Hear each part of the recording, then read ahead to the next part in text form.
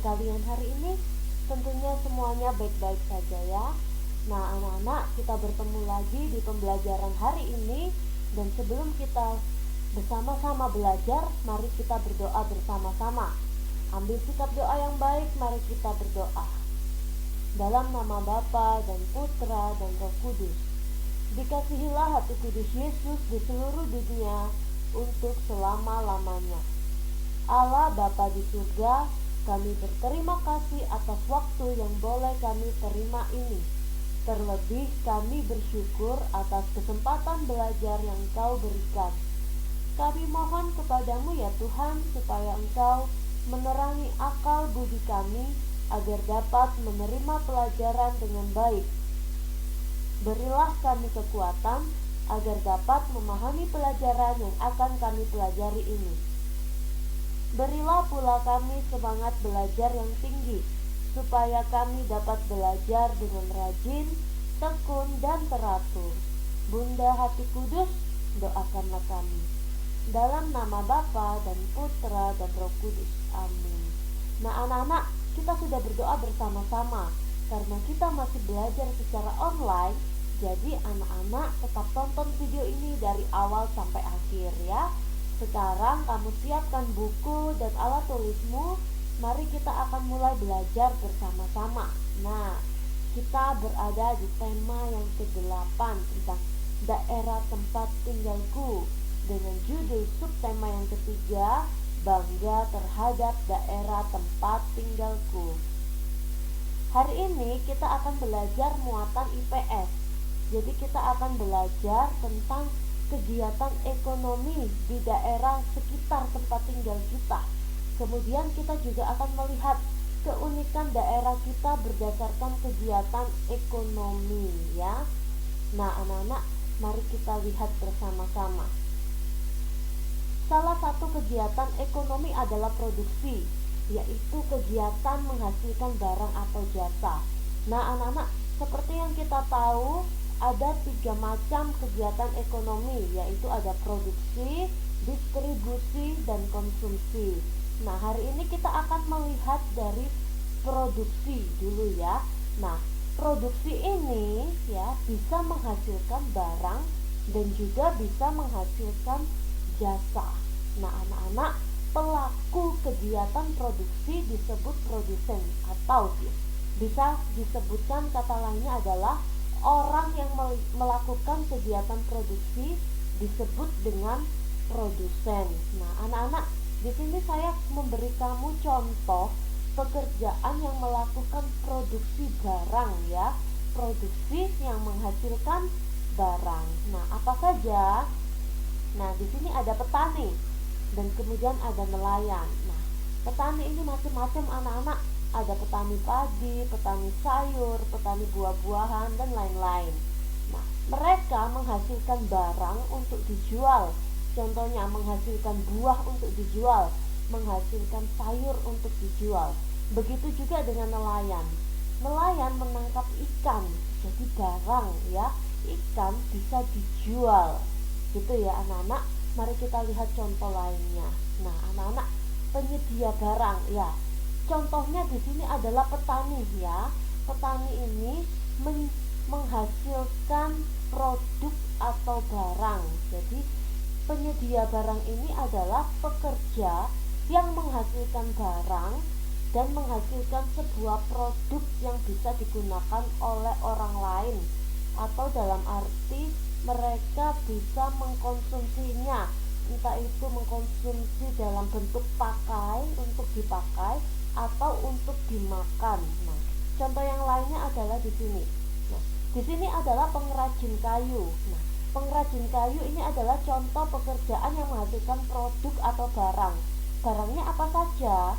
Mereka bisa menghasilkan meja, bisa menghasilkan kursi, bisa menghasilkan lemari, dan lain-lain gitu ya.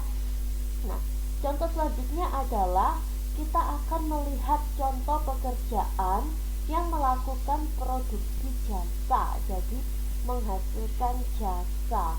Apa saja? Yang pertama di sini adalah pemandu wisata. Jadi seorang pemandu wisata dan guru tidak menjual barang atau tidak menghasilkan barang. Nah, anak-anak perlu kita tahu, penyedia jasa di sini adalah pekerjaan yang menghasilkan jasa, tidak memproduksi sebuah barang, tapi jasa atau kemampuan yang bisa berguna untuk orang lain, sama seperti skill. Nah, skill adalah kemampuan. Nah, anak-anak, di sini contohnya adalah koki.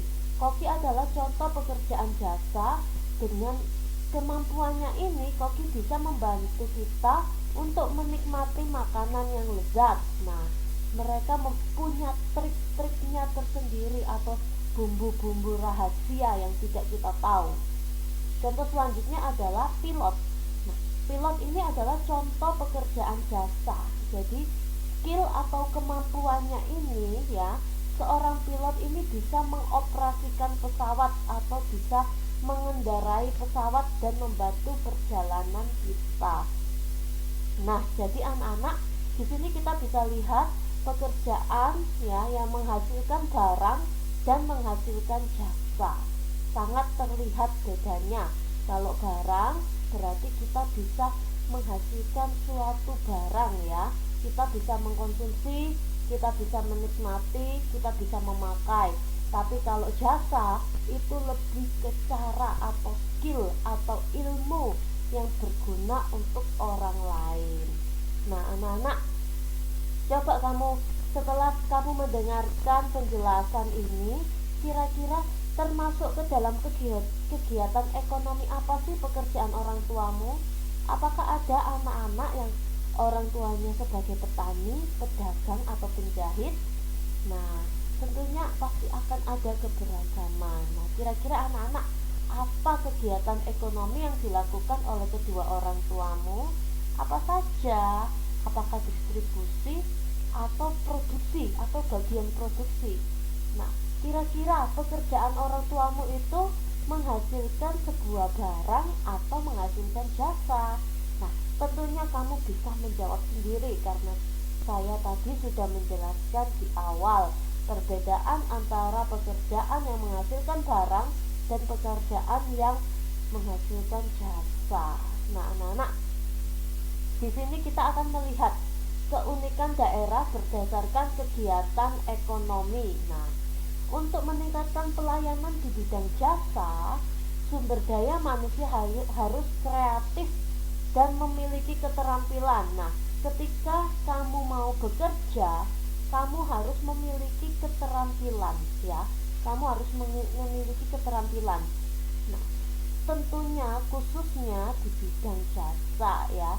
Sebagai sumber daya manusia, kita juga harus kreatif agar kita itu dipakai di tempat-tempat pekerjaan lainnya.